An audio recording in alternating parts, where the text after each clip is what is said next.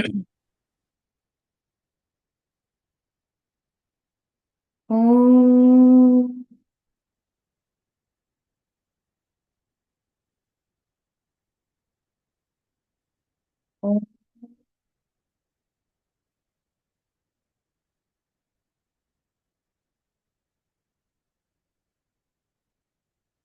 ॐ ॐ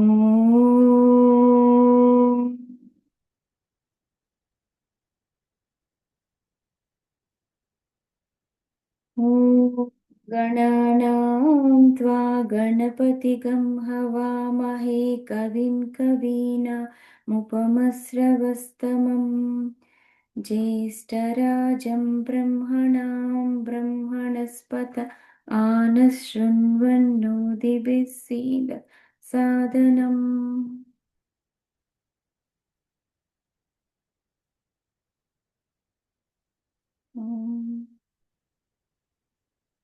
हंसाय विद्महे परमहंसाय धीमहि तन्नो हंसः प्रचोदयात्।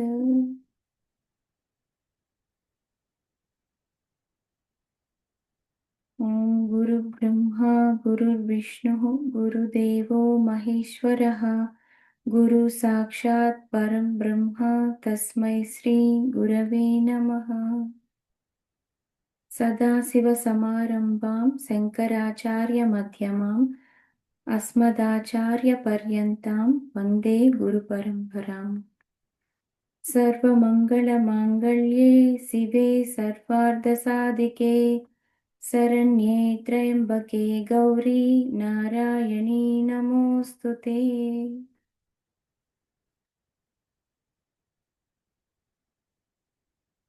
రోజు శ్రీ లలిత విద్య ఇది సామవేద షణ్ముగ శర్మ గారు లలిత సహస్రనామ భాష్యం చెప్పారు. దానిని గ్రంథ రూపమే ఇది శ్రీ లలిత విద్య.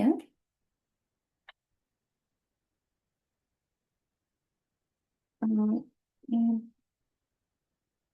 ఈ బుక్ లో ఫస్ట్ వాళ్ళ ఆ, షణ్ముగ శర్మ గారి వాళ్ళ పేరెంట్స్ ని పిక్చర్ ఉంది. బ్రహ్మశ్రీ సామవేదం రామమూర్తి శర్మ దంపతులు గ్రంథకర్త తల్లిదండ్రులు. ఉమ్, వారి గురు పరంపర శ్రీ చిదానందులు, శ్రీ అనంతానందనాథులు, శ్రీ మహాదేవానందనాథులు. ఆమ్, మహాదేవం గురుం భజే స్తోత్రం చదువుతున్నాను. महादेवः शिवः साक्षात् मद्गुरुः श्रीकलानिधिः इति सम्भाव्य मनसा महावेदं गुरुं भजे। ब्रह्मविद्यैव श्रीविद्या भावनायोगनिष्ठिता तत्तत्त्वं रूपितं येन तं महादेवमाश्रये। विक्रियारहितो वीरः विराराध्या महेश्वरी भद्रं भावं महावीरं महादेवं गुरुं भजे। आत्मानात्मविवेकज्ञम् आत्मविद्यामहोदधिं रसात्मकहृदं भोजं महादेवं गुरुं भजे। निर्हेतुकदया सिन्धुं प्रसादगुणभासुरं श्रीविद्यात्मतपःसिद्धं महादेवं गुरुं भजे। सुमुखं सुप्रसन्नास्यं सुधावाङ्मयशोभितं बहुशास्त्रविधं धीरं महादेवं गुरुं भजे। योगारूढं क्षमाशीलं चोदकं शिष्यवत्सलं देव्यभिन्नं महोत्साहं महादेवं गुरुं भजे। सारविवेकज्ञं हंसतत्त्वबोधकं महापद्मस्तमधुपं महादेवं गुरुं भजे। महादेवानन्दनादां मदाचार्यं कृपानिधिं महाविद्यामहोल्लासं मन्महे महितात्मकम् మద్గురువులు శ్రీ విద్యానిధి శ్రీ మహాదేవానందనాథులకు ప్రణమాంజలులు. ఇది సామవేద షణ్ముఖ శర్మ. ఇప్పుడు వినతి.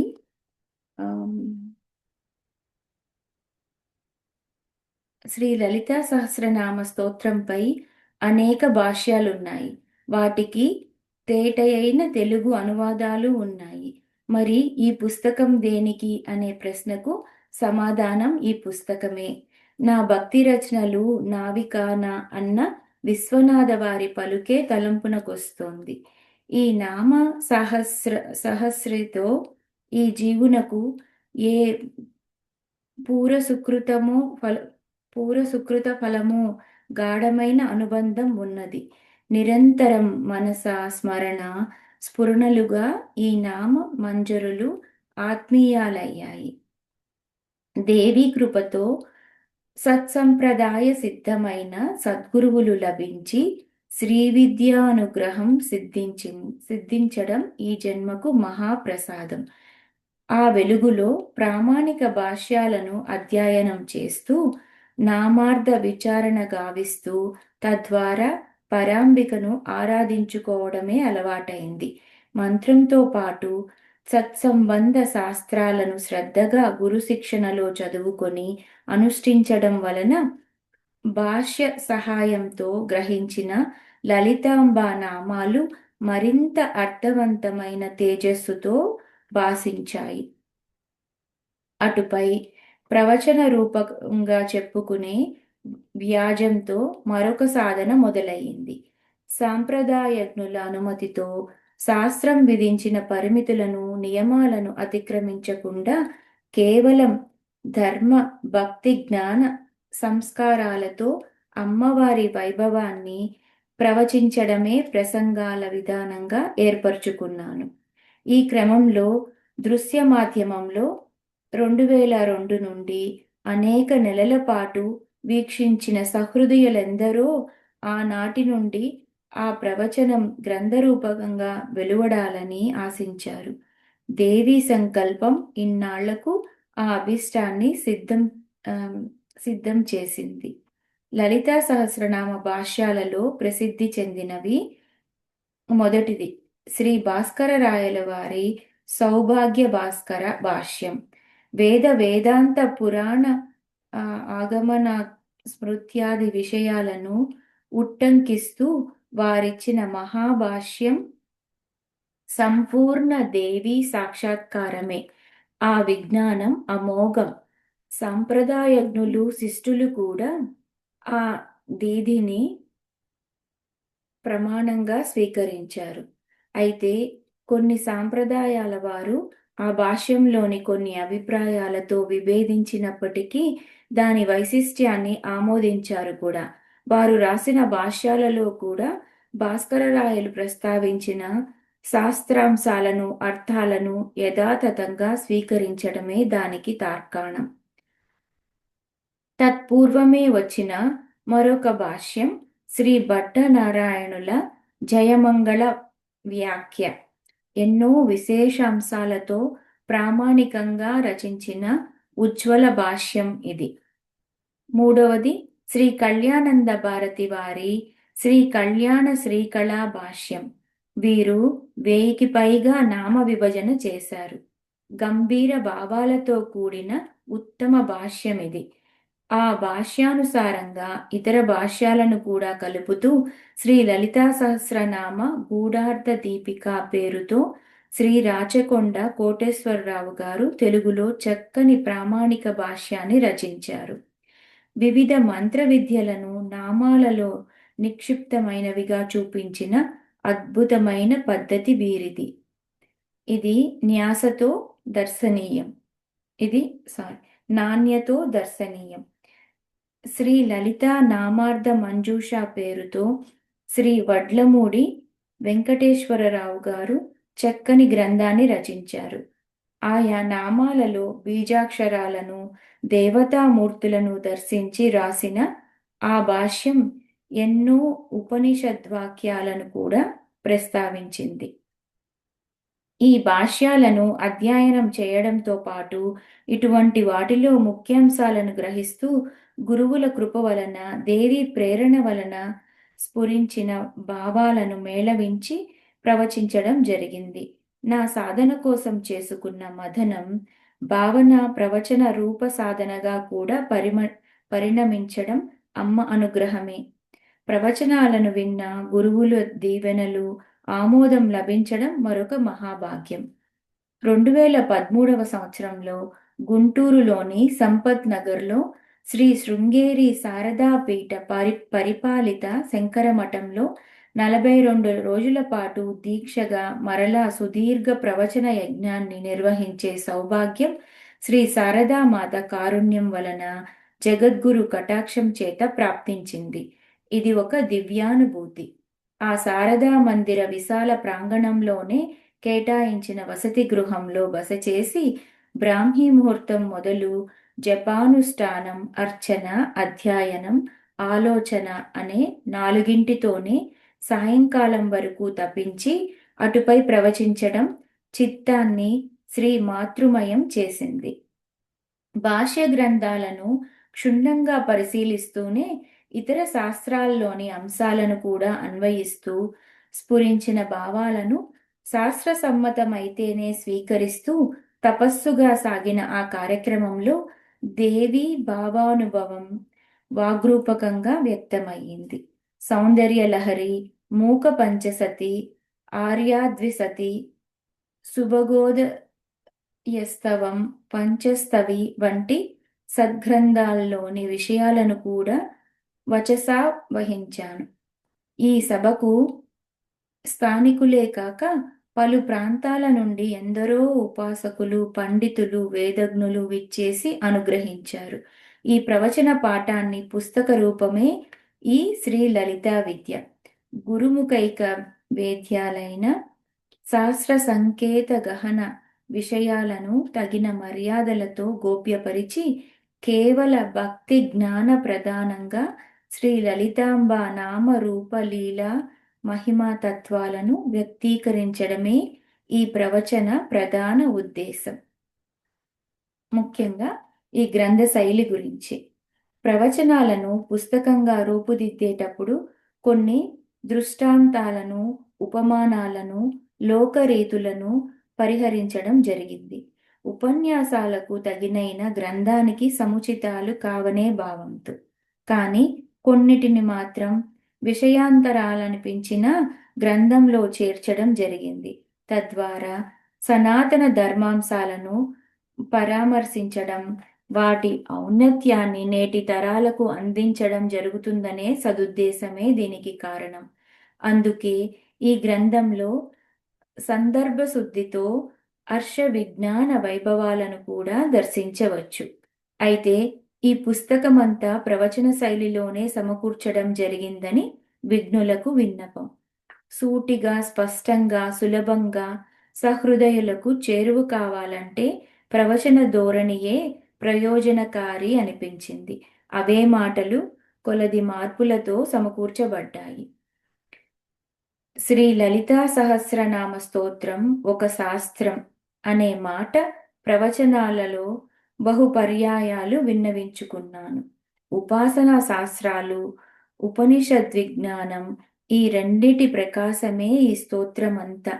ప్రతి నామం ఒక విద్యా సూత్రం. ఉపాసనకు విద్య అని పేరు. బ్రహ్మ విద్య, వేదాంత జ్ఞానం రెండింటి సారమే ఈ మాలా మంత్ర రూప స్తోత్ర శాస్త్రం. ఈ కారణం చేతనే శ్రీ లలితా విద్య అనే నామాన్ని ధరించింది. సగుణ, నిర్గుణ బ్రహ్మతత్వ ప్రతిపాదన ఈ వాంగ్మయం అనే భావంతో ఆ పరమాత్మ సత్యాన్నే ప్రధానంగా ఈ ప్రవచన గ్రంథంలో ఘోషించుకున్నాను. ప్రాచీన భాష్యాలు కొన్ని నామాల అర్థ వివరణలో ఉపనిషద్వాక్యాలను ప్రస్తావించాయి. వాటిని పరిశీలించాక నా పితృపాదుల బ్రహ్మర్షి సామవేదం రామమూర్తి శర్మ గారి వద్ద అధ్యయనం చేసిన వేదాంత విద్యా పరిమళం ప్రేరేపించి లలితాంబను బ్రహ్మ విద్యా రూపిణిగా, బ్రహ్మముగా సంభావించుకునే దృష్టి చేకూరింది. ఆ దర్శనమే అందులో సమయాచారబద్ధంగా వేదాంత నిబద్ధంగా గ్రంథనమయ్యింది. ఒక్కొక్క నామార్థాన్ని విచారణ చేస్తే వేదాంత శాస్త్ర మననమేనని నా భావన. ఇది భావనా ప్రధాన భాష్య గ్రంథం. భావనాగమ్య అయిన శ్రీమాత యొక్క మహిమాతిశయాన్ని కేవలం ప్రసన్న భక్తి స్రవంతిగా కీర్తించడమే ఈ పుస్తక స్వరూపం. ఇది నేను చేసుకున్న వాగ్రూపార్చన.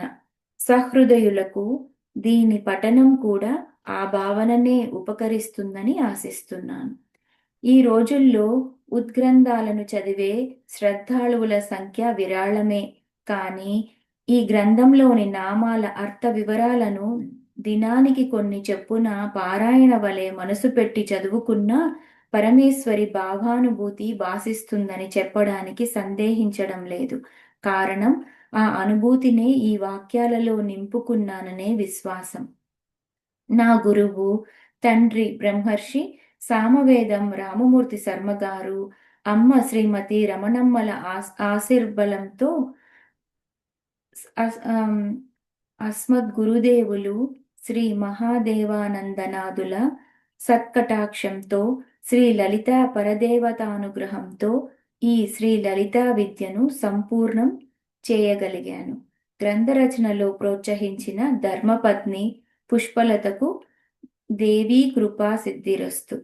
ఈ గ్రంథ 8వ ముద్రణకు కీర్తిశేషులు శ్రీ కుంభారి హనుమంతరావు, శ్రీమతి లక్ష్మీబాయమ్మ గార్ల జ్ఞాపకార్థం వారి తనయుడు శ్రీ కుంభారి శేషగిరిరావు, శ్రీమతి గిరిజాకుమారి దంపతులు ఆర్థిక కైంకర్యం చేశారు. వారికి పరమేశ్వరి కృప లభించుగాక. ఇది సమగ్ర భాష్యం అని చెప్పే సాహసం నేను చేయటం లేదు. యథాశక్త్యోపచారంగా పూర్తి చేసిన సంపూర్ణ భావన మాత్రమే. ఎందరో ఉపాసనా సిద్ధులు, పండితులు, మహాత్ములు ఉన్నారు. వారికి సదా వినమ్రుడను. పండితీ ప్రకర్షతో వ్యాఖ్యానించే సమర్థత లేని అల్పజ్ఞుడనైన నా మతిమితికి అందినంత అక్షరార్చనను వారి సహృదయం మన్నించుగాక. చిన్న పిల్లల చేత వంటి ఈ పనిని మాతృవాత్సల్యంతో లలితాంబ స్వీకరించి అనుగ్రహించుగాక. యత్పూజితం మయా దేవి పరిపూర్ణం తదస్తు తే బాలభావనానుసారేణ మమేదం హి విచేష్టితం మాతృవాత్సల్య సదృశం త్వయా దేవి విధీయతాం. ఇప్పుడు శ్రీమాత్రే నమః. ప్రార్థన. శ్రీవల్లభ సమాశ్లిష్టం దశహస్తం గజాననం గణానాదమహం వందే సర్వసిద్ధిప్రదాయకం. భజే శ్రీచక్రమధ్యస్థాం దక్షిణోత్తరయోస్సదా శ్యామావార్తాళి సంసేవ్యాం భవానీం లలితాంబికాం.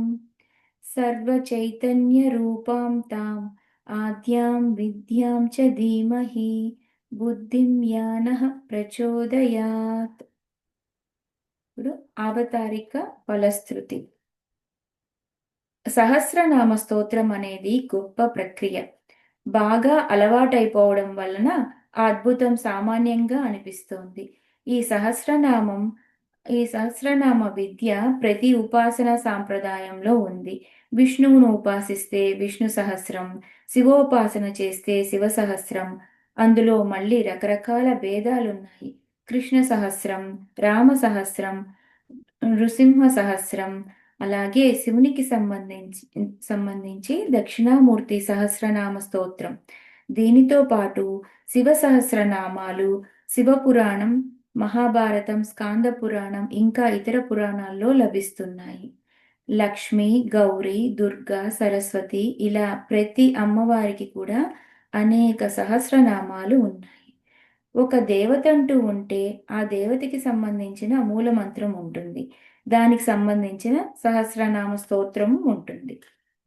ఉపాసనలో ముఖ్యంగా పంచ అంగాలు ఉంటాయి. ఒకటి సహస్రనామ స్తోత్రం, రెండవది హృదయం, మూడవది కవచం, నాలుగవది కీలకం. ఇవి ప్రధానంగా చెప్తూ ఇంకా బీజం ఇత్యాది విషయాలు చెప్తారు. మంత్రం బలపడటానికి ప్రధానంగా చెప్తూ ఆ, మంత్రం బలపడడానికి ప్రధాన అంగాలలో సహస్రనామ స్తోత్రం ఒకటి. సాధారణంగా ఏ దేవత ఉపాసనలో అయినా మంత్రం సహస్రనామం ఉంటాయి. ఆ మంత్రాది దేవతని అర్థం చేసుకోవడానికి పనికొచ్చే విజ్ఞానం సహస్రనామాలలో ఉంటుంది. ఏ దేవత ఉపాసన చేసినా ఆ దేవతా సహస్రనామ స్తోత్రం చేయటం వల్ల ఆ మంత్రం పరిపూరతని పొందుతుంది. అన్ని సహస్రనామ స్తోత్రాలు దేనికవే విశిష్టమైనవి. ఏ సహస్రనామ స్తోత్రం చెప్పినా దీనిని మించి మరొకటి లేదని ప్రతి చోట చెప్తూ ఉంటారు. అంటే అది ఉపాసించే వారికి దాని యందు పరమ బుద్ధి, అదే సర్వోత్కృష్టమని భావన కలిగితే కాని సంపూర్ణ సిద్ధి రాదు కనుక అలా చెప్తారు. అయితే అన్ని సహస్రనామాలు పరిశీలించి లలిత సహస్రనామం చదివితే మాత్రం ఇది ఒక ప్రత్యేకమైనది, విశిష్టమైనది అని అంగీకరించి నమస్కరిస్తాం. అసలు సహస్రనామం అనే ప్రక్రియ ఎందుకు వచ్చిందని తెలుసుకుంటే ఈ గ్రంథంపై ఒక అవగాహన కలుగుతుంది. సహస్రనామ స్తోత్రం అనేది ఒక శాస్త్రం. దేవత గురించి చెప్పాలంటే అది అనంత తత్వం. సత్యం, జ్ఞానమనంతం బ్రహ్మ అని వేదమే నమస్కరించింది. అనంతమైన భగవతత్వాన్ని అనంతంగా కీర్తిస్తేనే సరిగ్గా సరిపోతుంది. కానీ అనంతాన్ని అనంతంగా కీర్తించే మానవులు అనంతులు కారు. వారికి అంతం ఉంది. మానవులు పరిమితులు, దేవత అపరిమితం. ఫలితం మాత్రం అపరిమితంగానే కావాలి. అందుకు పెద్దలు ఆలోచించి అనంతంగా పఠించిన ఫలితం లభించడానికి అనంతవాచకమైన శబ్దాన్ని తీసుకున్నారు. సహస్రం అనే శబ్దం అనంతవాచి. విశ్వం శతం సహస్రం సర్వమక్షయ వాచకం అని మహాభారతంలోని వాక్యం. విశ్వం, శతం, సహస్రం, సర్వం ఈ 4 శబ్దాలు అక్షయత్వాన్ని, అనంతతత్వాన్ని తెలియజేస్తాయి. అనంతమైన భగవతత్వాన్ని అనంతంగా కీర్తించడానికి మనకు పెద్దలు ఇచ్చిన అవకాశం సహస్ర సంఖ్య. సహస్రనామాలు కీర్తిస్తే అనంత భగవతత్వాన్ని అనుసంధానం చేసిన ఫలితం లభిస్తుంది. ఇది ఒక ఉద్దేశం. మరొకటి, సహస్రనామాలు కేవలం పేర్లు కావు.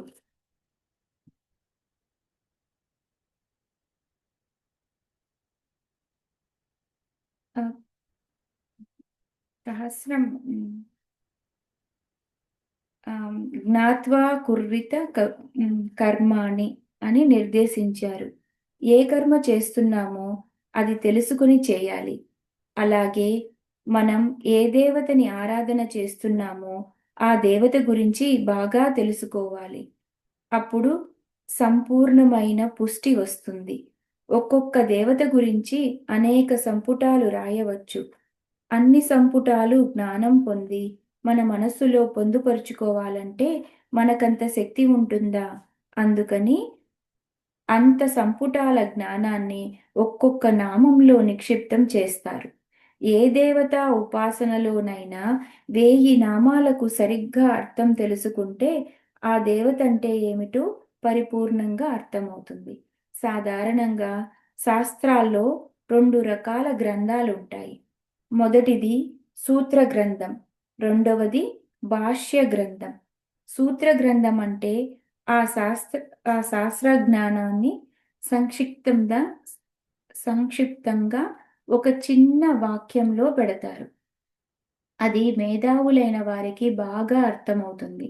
మిగిలిన వారికి అందులో ఉన్నదాన్ని వ్యాఖ్యానించితేనే స్పష్టమవుతుంది. సూత్రం అర్థం అవడానికి భాష్యం కావాలి. సూత్రం, భాష్యం రెండింటి ద్వారా శాస్త్రం బాగా తెలుస్తుంది. ఈ విధంగా అన్ని శాస్త్రాలకు సూత్ర భాష్యాలు 2 ఉన్నాయి. వేదాంత శాస్త్రంలో బ్రహ్మసూత్రాలుంటే దానికి శంకర భాష్యం ఉంది. అమ్మవారి ఉపాసనకు సంబంధించిన సూత్ర గ్రంథం లలితా సహస్రనామ స్తోత్రం. ఇందులో ఒక్కొక్క నామం ఒక్కొక్క సూత్రం. ఆ సూత్రాన్ని జాగ్రత్తగా పరిశీలిస్తే అమ్మవారి విద్య అంతా సంపూర్ణంగా తెలుస్తుంది. బ్రహ్మ విద్య తెలియాలంటే బ్రహ్మ సూత్రాలు, శ్రీ విద్య తెలియాలంటే లలితా సహస్రనామ స్తోత్రం. ఇలా మహర్షులు 1000 నామాలతో భగవద్ జ్ఞానాన్ని అందించారు. ఆ జ్ఞానం సంపుటాలతో ఉంటే గుర్తుపెట్టుకోవడం కష్టం, కానీ నామాలతో ఉంటే గుర్తుపెట్టుకోవచ్చు. ఒక చోట ఏకాంతంగా కూర్చొని ఏ ఒక్క నామాన్నో మననం చేస్తే అందులో ఉన్న భావమంతా పొంగులు వారి అమ్మవారు అర్థమవుతారు. అది ఎలా మననం చేసుకోవాలో ఇందులో వివరించడం జరిగింది. ఈ సహస్రనామ స్తోత్రాలకి అనేక భాష్యాలు ఉన్నాయి.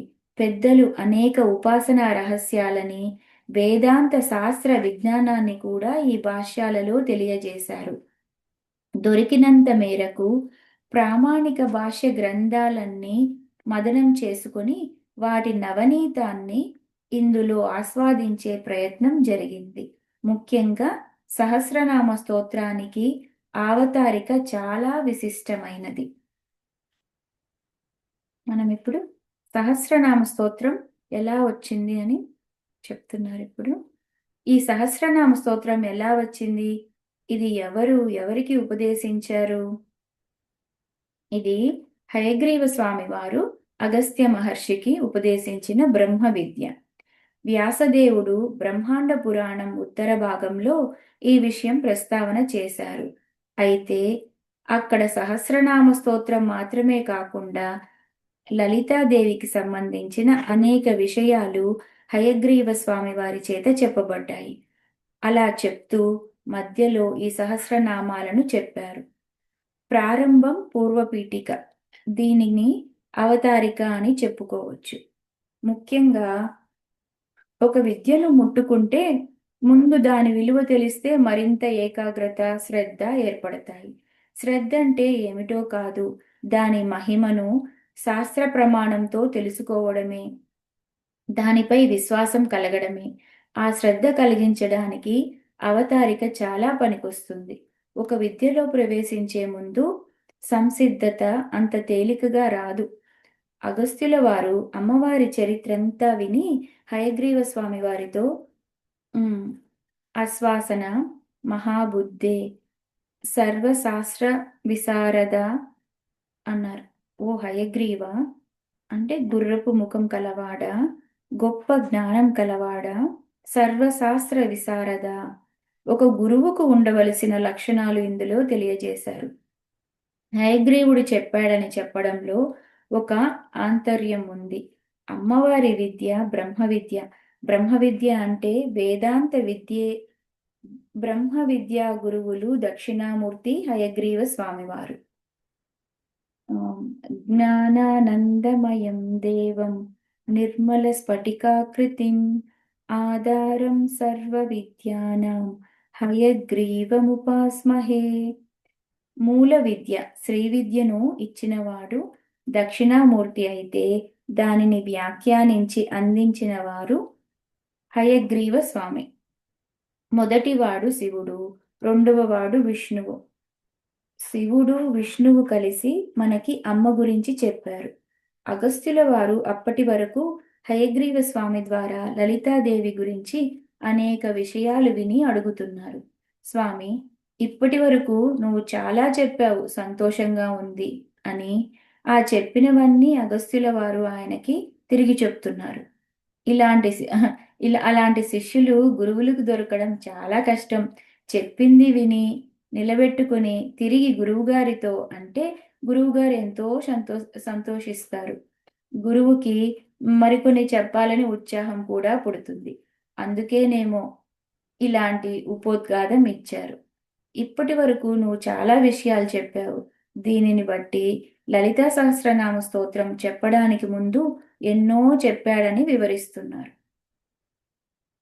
పూర్వం ప్రాదుర్భవో మాతుః తతః పట్టాభిషేచనం బండాసురవధశ్చైవ విస్తారేణ త్వయోదితః. ఇప్పటి వరకు నువ్వు కథితం లలితాదేవ్యాః చరితం పరమాద్భుతం. అమ్మవారి అద్భుత చరిత్రను చెప్పావు. ఆ చరిత్రలో అమ్మవారు ఎలా ప్రాదుర్భవించారు, ఆ తల్లికి ఎలా పట్టాభిషేకం జరిగింది, ఆ జగదంబ ఎలా బండాసుర వధ చేసింది, అవన్నీ వివరించావు. ఆమ్, పరిణితం శ్రీపురం చాపి మహావిభవ విస్తరం. అమ్మవారి శ్రీమన్నగర వైభవం కూడా చెప్పావు. లలిత సహస్రనామ స్తోత్రానికి పూర్వరంగం పూర్వరంగంగా లలితోపాఖ్యానంలో ఇవన్నీ వస్తాయి. షోడాన్యాసాదయోన్యాస న్యాసఖండే సమీరితః అంతర్యాగక్రమశ్చైవ బహిర్యాగక్రమస్తదా శ్రీమత్తత్పద సాక్షార్య మహిమా వర్ణితస్తదా మహాయాగక్రమశ్చైవ పూజాఖండే ప్రకీర్తితః. ఇందులో ఒకటి అమ్మవారి చరిత్ర, రెండు ఉపాసనా సంబంధమైన విషయాలు. ఇవి నిజానికి గురు శిష్యుల మధ్య మాత్రమే చెప్పే అంశాలు అని అగస్త్యుల వారికి హయగ్రీవ స్వామి వారు చెప్పారు. అవి న్యాసఖండం, పురశ్చరణ ఖండం, పూజాఖండం, హోమఖండం, రహస్యఖండం, స్తోత్రఖండం అని భాగాలు. ఇంతవరకు చరిత్ర లలితోపాఖ్యానం. న్యాసఖండంలో అమ్మవారి ఆరాధన చేసేవారు ఏ మంత్రాలు ఎలా న్యాసం చేసుకోవాలో కూడా హయగ్రీవ స్వామి వారు చెప్పారు. 6 విధాల న్యాసాలను బోధించారు. ఉపాసనలకి సంబంధించిన అంతరి అంతర్యాగం, బహిర్యాగం, మహాయాగం ఇవన్నీ పూజాఖండంలో చెప్పారు. పురశ్చరణ ఖండంలో జపం అంటే ఏమిటి, వాటి లక్షణాలు ఏమిటో బోధించారు. ఇక హోమఖండంలో అమ్మవారి హోమం ఎలా చేయాలి, ఆ హోమ ద్రవ్యాలు ఏమిటి, చక్రరాజం విశేషాలు ఏమిటి, ఇవన్నీ చెప్పారు. హోమఖండే త్వయ ప్రోక్తో హోమ ద్రవ్య విధిక్రమః చక్రరాజస్య విద్యయాః శ్రీదేవ్యాః దేశికాత్మనోః రహస్యఖండే తదాత్మ్యం పరస్పరముదీరితం స్తోత్రఖండే బహువిధస్తృతయా పరికీర్తితః. స్తోత్రఖండంలో అమ్మవారి రకరకాల స్తోత్రాలు చెప్పారు. అంటే లలితా విద్య ఎంత ఉందో ఇక్కడ తెలుస్తుంది. లలితోపాఖ్యానమే కాక ఇన్ని ఖండాలతో అమ్మవారి విద్య అంతా చెప్పబడింది. ఈ స్తోత్రఖండం తరువాత మంత్రిని దండిని దేవ్యో ప్రోక్తే నామ సహస్రకే. మంత్రిని అంటే శ్యామలాదేవి, దండిని అంటే వారాహీదేవి, వీరిద్దరి సహస్రనామాలు చెప్పావు. అన్నీ చెప్పినట్లే అనిపించింది, కానీ ఒక్కటి చెప్పలేదయ్యా. ఇది నతు శ్రీ లలితాదేవ్యాః ప్రోక్తం నామ సహస్రకం. లలితాదేవి సహస్రనామాలు చెప్పలేదు. ఎందువల్ల చెప్పలేదని అగస్త్యుల వారు అడుగుతున్నారు. అడగటం శ్రద్ధకి సంకేతం. నతు శ్రీ లలితాదేవ్యాః ప్రోక్తం నామ సహస్రకం తత్ర మే సంశయో జాతో హయగ్రీవ దయానిదే. ఓ హయగ్రీవ దయానిదే, సంబోధనలు ఎంత గొప్పగా ఉన్నాయో. ముందు సర్వశాస్త్ర విశారద అన్నారు, ఇప్పుడు దయానిదే. గురువుగారికి జ్ఞానం ఎంత ఉంటుందో దయ అంత ఉంటుంది. కేవలం జ్ఞానం ఉన్నంత మాత్రాన లాభమేముంది? ఆయనకి దయ అంటూ ఉంటే జ్ఞానం మనకి లభిస్తుంది. ఆచార్యునికి కారుణ్యం చాలా ప్రధానం. అందుకు దయానిదే ఎందుకయ్యా నాకు చెప్పలేదు అని అడుగుతున్నారు. కింవా త్వయా విస్తృత్వం తత్ జ్ఞాత్వావ సముపేక్షితం. నువ్వు చెప్పడం మర్చిపోయావా? ఎందుకంటే అనేక విషయాలు చెప్తున్నప్పుడు మర్చిపోవచ్చు, గుర్తు చేస్తే తప్పు లేదు కదా. లేక మమ వా యోగ్యత నాస్తి స్తోతుం నామ సహస్రకం. సహస్రనామాలు వినడానికి నాకు యోగ్యత లేదా అని అడుగుతున్నారు. అగస్త్యుల వారే అలా అడిగారంటే ఇంకా సాధారణ మానవులకు ఎంత ఉండాలో ఆలోచించాలి. శిష్యునికి వినయం ఎంతో అవసరం. కిమర్థం భవతా నోక్తి తత్ర మే కారణం వద. ఎందువల్ల చెప్పలేదో కారణం చెప్పవయ్యా అంటే ఒకసారి ఆలోచన చేసి ఆనందంతో చెప్తున్నాడు. ఎప్పుడైనా గురువులు కూడా ప్రశ్న విని శిష్యులకి ఇంత శ్రద్ధ కలిగిందని సంతోషిస్తారు.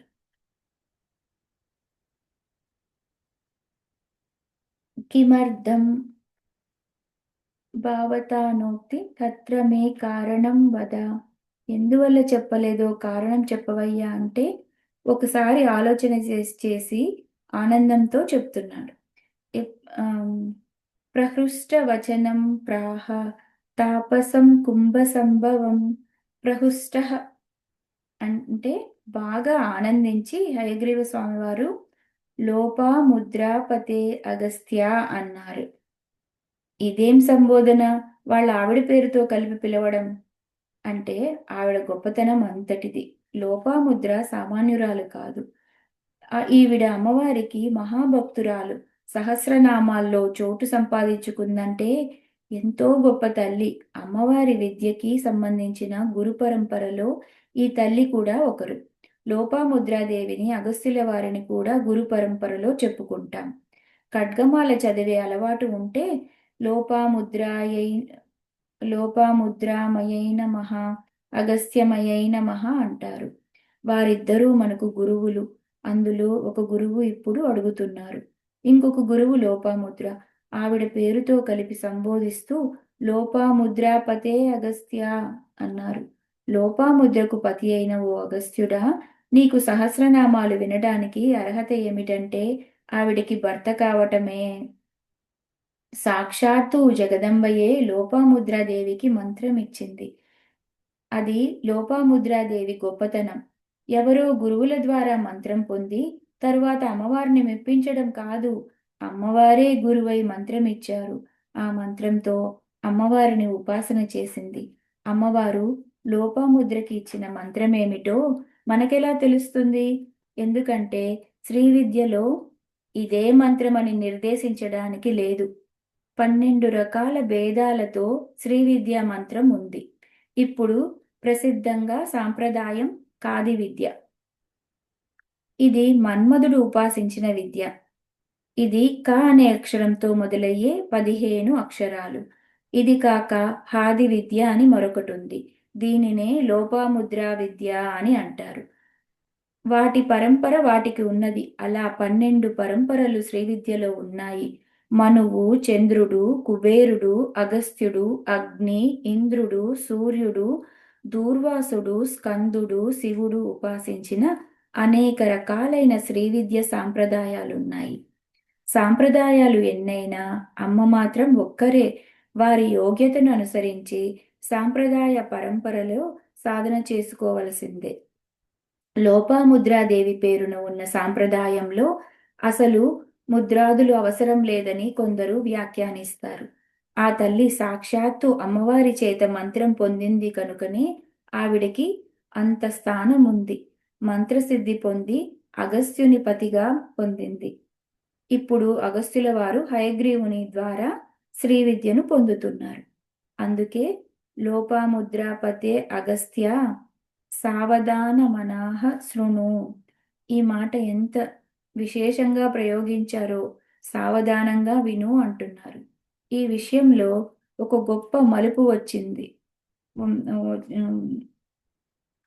విషయంలో ఒక గొప్ప మలుపు వచ్చినప్పుడు ఆ గొప్పతనం గురువులు నొక్కి చెప్తుంటారు. అలా అగస్త్యుల వారితో కూడా ఏకాగ్ర చిత్తంతో వినవయ్యా అన్నారు. ఎప్పుడైనా ఒక విషయం వినటానికి అర్హత ఏకాగ్రత తప్ప మరేం లేదు. నామ్నాం సహస్రం ఎంతు ఎన్నోక్తం కారణం తద్వదామితే. నేను ఎందుకు చెప్పలేదో వివరిస్తున్నాను. రహస్యమితి మహత్వం నోక్తం నోక్తవాంస్తేన చాన్యదా. ఇవి రహస్యనామాలు అందుకే చెప్పలేదు అన్నారు. రహస్యనామాలు అంటే చెవిలో చెప్పాల్సినవి బయటకి చెప్పకూడదని కాదు. రహస్యనామాలంటే ఇందులో బాహ్యానికి అర్థం కాని అనేక విషయాలు ఉన్నాయి అని.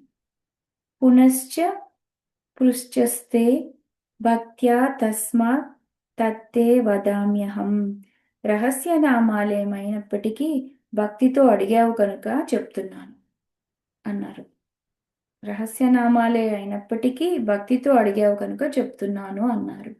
రహస్య విద్య పొందటానికి రెండవ అర్హత భక్తి. భక్తి లేని వారికి ఏ శాస్త్రం చెప్పకూడదు. భగవద్గీత అంతా చెప్పి ఇదం తేన అతపస్కాయ నభక్తాయ కదాచన అంటారు కృష్ణ పరమాత్మ. తపస్వి కానివానికి భక్తుడు కానివానికి గీత చెప్పకు అన్నారు. భక్తి అనేది చాలా ప్రధానం. చాలా సావధానంగా అడిగావు కనుక చెప్తున్నాను.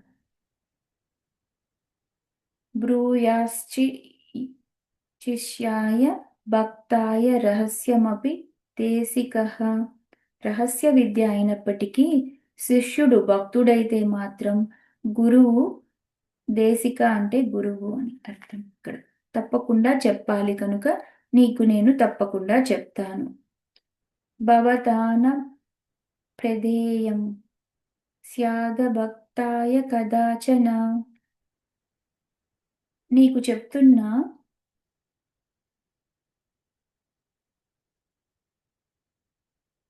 చెప్తున్నా ఇకపై నువ్వు కూడా భక్తుడు కాని వానికి చెప్పకు. ఇక్కడ ముందే ఈ ఉపోద్ఘాతం ఎందుకంటే రహస్యనామం వినటానికి, పఠించడానికి అర్హత ఉందా అనేది ఎవరికి వారే ప్రశ్నించుకోవాలి. ఇలాంటి లక్షణాలున్నవారు ఒక్కరున్నా సంతోషించాల్సిందే. ఎందుకంటే లలిత సహస్రనామాలు ఎక్కడ చెప్పబడతాయో, మననం చేయబడతాయో అక్కడ అనేక మంది దేవతలు, ఋషులు అదృశ్య రూపాలలో సంచరిస్తూ వింటూ ఉంటారు. అమ్మవారిని నమస్కరించుకొని సహస్రనామాలు చెప్పేవాని చుట్టూ దేవతలు, ఋషులు ఉండి దీవిస్తూ ఉంటారు.